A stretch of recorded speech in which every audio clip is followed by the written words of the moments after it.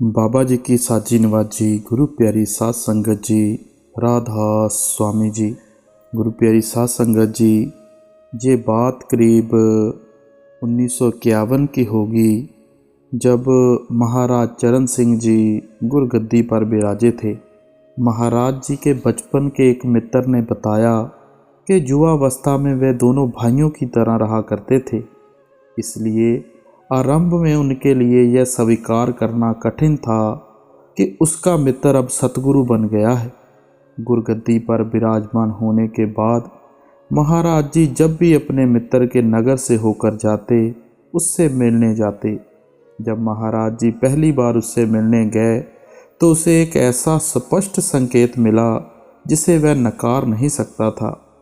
जब महाराज जी उसके घर से लौटने लगे तो उन्होंने अपने मित्र का हाथ अपने हाथ में लिया। वह कहने लगा, मुझे बिजली जैसा झटका लगा। जिस शहर में मैं नौकरी पर नियुक्त था, वहाँ गाड़ी में वापस जाते हुए निरंतर मेरे कानों में एक ध्वनि गूंजती रही। मैंने अपने आप से कहा, ऐ मूर्ख, धोखा मत खाना, यह सतगुरु है, इसे कुछ और मत समझ बैठना।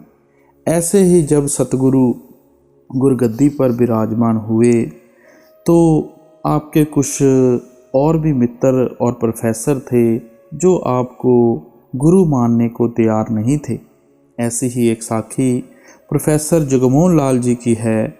प्रोफेसर जगमोहन लाल महाराज जी के अध्यापक थे और कॉलेज के दिनों में उनके अभिभावक भी रह चुके थे।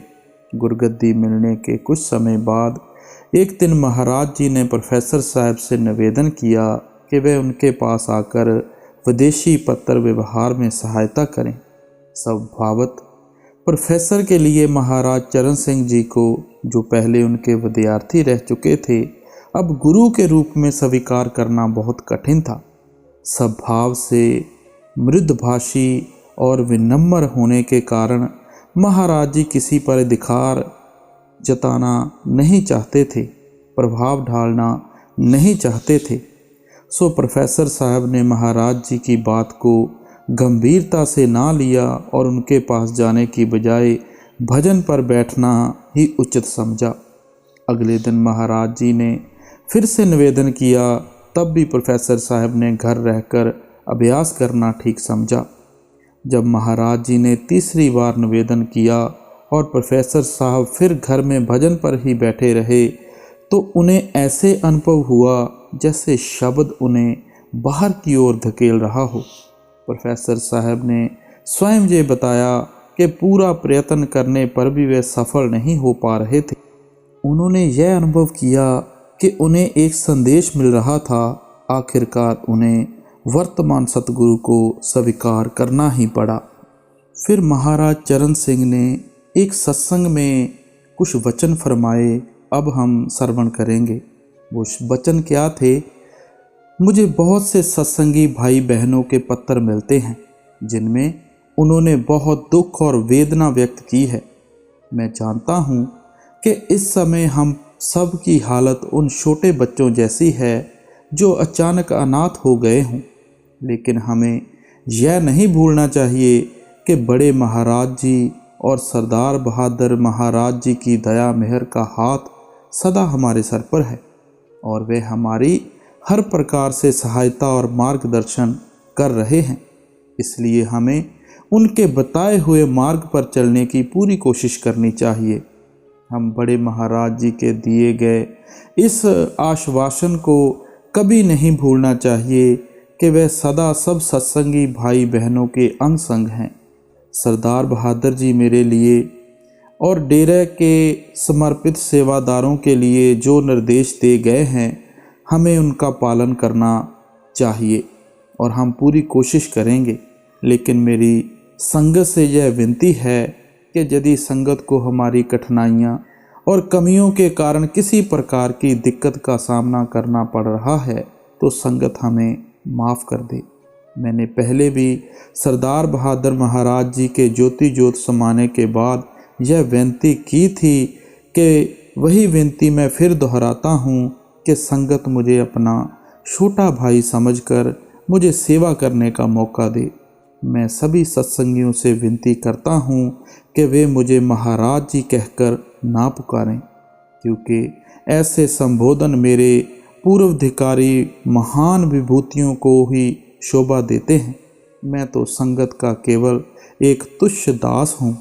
मैं तो अपने आप को किसी मंदिर में पड़ी पत्थर की मूर्ति के समान समझता हूँ। अपने प्रेम की भावना के अनुसार जिसे कोई ठंडे पानी में स्नान कराता है तो कोई गर्म पानी से, कोई सुंदर कपड़े पहनाता है, लेकिन वह है तो एक मूर्ति ही। इतनी बड़ी जिम्मेदारी को स्वीकार करने के सिवाय मेरे पास और कोई चारा नहीं था। तुम खुद ही अंदाज़ा लगा सकते हो कि इसको निभाना कितना मुश्किल होगा। इससे कई और उलझनें पैदा हो गई हैं और इन्हें सुलझाने का कोई उपाय समझ में नहीं आ रहा। मैंने तो अपने आप को पूरी तरह से महाराज जी के सुपुर्द कर दिया है, उनकी रजा के सुपुर्द कर दिया है। जो कुछ उन्होंने मेरे लिए तय कर रखा है मैं उसे मंजूर करूँगा। लेकिन एक बात का मैं तुम सबको, खास करके तुम्हें विश्वास दिलाना चाहता हूँ कि मैं बदला नहीं हूँ, ना ही कभी बदलूँगा और तुम्हारे लिए हमेशा वही रहूँगा। आपने फरमाया, जब कोई सिपाही एक बार फौज में भर्ती हो जाता है तो उसके पास हुक्म का पालन करने के सिवाय और कोई चारा नहीं होता। इसे इनकार करने का हक नहीं होता। वह कभी किंतु परंतु नहीं करता। हमने एक खास तरह का अनुशासन स्वीकार किया है और हमें इसका पालन भी करना चाहिए। एक बार महाराज जी ने अपनी स्वाभाविक विनम्रता से फरमाया कि जब वे गद्दी पर बैठे तो उन्हें अनुभव किया कि वे अभी सत्संग करने के योग्य नहीं हैं। उन्होंने कहा कि बड़े महाराज जी और सरदार बहादुर महाराज जी के सत्संगों के दौरान उनका ध्यान हमेशा उनके सत्संग में फरमाए जा रहे परमार्थी प्रवचन की बजाय उनके दर्शन में रहता था। वास्तव में एक बार उन्होंने सरदार बहादुर जी से शिकायत की थी कि आपका सत्संग बहुत छोटा होता है। सरदार बहादुर जी कभी भी 45 मिनट से अधिक सत्संग नहीं करते थे और यह शिकायत इसलिए थी कि संगत अधिक दर्शन करना चाहती थी। महाराज जी ने कई बार यह भी कहा कि जब उन्हें गुरगद्दी सौंपी गई तो उन्होंने धर्म ग्रंथों और संत मत की पुस्तकों का अध्ययन नहीं किया था। उन्होंने जो कुछ सीखा था बड़े महाराज जी और सरदार बहादुर जी से सीखा था। एक दिन महाराज जी बिना बताए बाहर से डेरे में आए। उस समय सत्संग चल रहा था। सत्संग पुरानी लाइब्रेरी वाले मैदान में हो रहा था। महाराज जी चुपचाप पीछे बैठ गए। उन्हें सत्संग सुनकर बहुत निराशा हुई, क्योंकि सत्संग के विषय का सत्संग में ली गई वाणी से दूर दूर तक कोई संबंध नहीं था और सारा जोर बड़े महाराज जी के चमत्कारों का वर्णन करने पर था।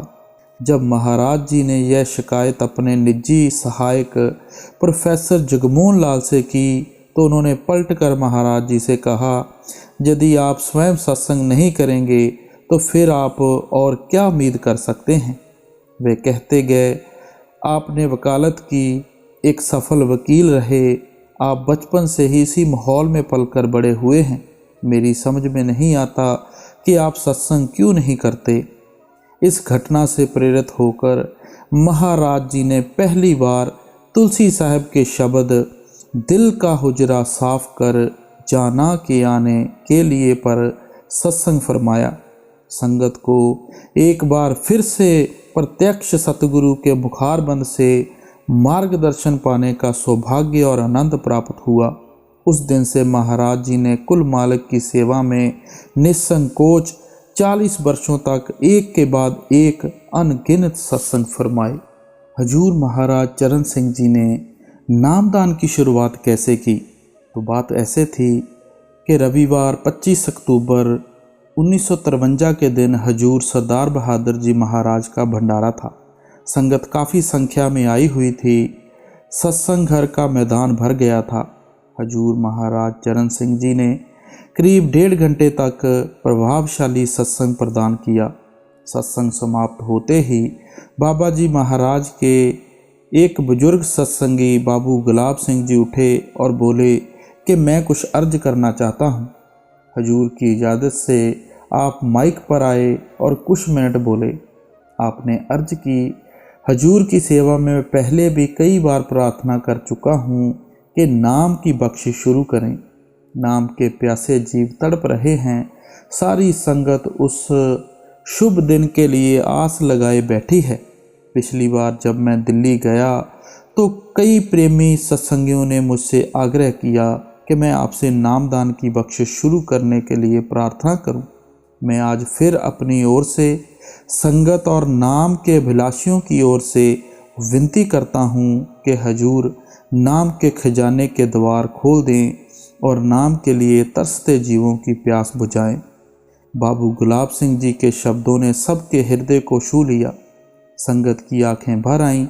नाम के जाचक अपनी भावनाओं के इस स्पष्ट वर्णन के कृतार्थ से हो गए। संगत खामोश बैठी हुई थी। सबकी दृष्टि हजूर महाराज जी के मुख पर थी। हजूर की आंखों में जल भर आया और आखिर आपने माइक लेकर फरमाना शुरू किया। जैसे कि बाबूजी ने कहा, ये और कई बुजुर्ग सत्संगी मुझसे नामदान शुरू करने के लिए आग्रह कर चुके हैं। हजूर महाराज सरदार बहादुर जी भी मुझसे हुक्म फरमा गए हैं। मैं तो अपने सतगुर और संगत का दास हूँ। हजूर आगे कुछ ना बोल सके। आपका गला भर आया और आंखों में आंसू बह चले। सारी संगत की आंखें नम से भर आईं। हजूर ने कुछ क्षण ठहर कर फिर कुछ कहने की कोशिश की, परंतु गला भर आया।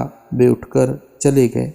दूसरे दिन 26 अक्टूबर 1953 को हजूर महाराज चरण सिंह जी ने अपनी दया मेहर का भंडार खोल दिया और नामदान की बख्शिश शुरू कर दी। सुबह 9 बजे हजूर अपनी कोठी से निकले। उस समय आप सरदार बहादुर महाराज जी का दिया हुआ शाल ओढ़े हुए थे। अभिलाषियों को नामदान देने के लिए सत्संग हाल में जाने से पहले आप बड़े महाराज जी की कोठी में बाबा जी के कमरे में गए। संगत रास्ते के दोनों ओर दर्शनों के लिए खड़ी थी। जब आप बड़े महाराज जी की कोठी से बाहर आए तो आपके मुख पर दिव्य रूहानी तेज था। संगत को दर्शनों से निहाल करते हुए आप बड़े सत्संग घर में पहुँचे और वहाँ अभिलाषियों को नाम की बख्शिश शुरू की। इसी प्रकार विदेशों में भी नाम की बख्शिश, जो सरदार बहादुर महाराज जी के जाने पर बंद हो गई थी, फिर शुरू हो गई। सो गुरु प्यारी साध संगत जी, आज हम बड़े भाग्यशाली हैं कि हम खुद अपने गुरु के सामने खड़े होकर बोल देते हैं कि हमें नामदान की बख्शिश कर दो, बाबा जी मुझे नामदान दे दो। उन दिनों कितना मुश्किल वक्त था और आज कितना आसान टाइम है। सो जब भी हमें मौका मिले कि गुरु के दर्शन या नामदान की बख्शिश या सेवा का कोई काम है, तो हमें सबसे पहले अपने गुरु की तरफ ध्यान देना चाहिए। आज के लिए बस इतना ही। राधा स्वामी जी।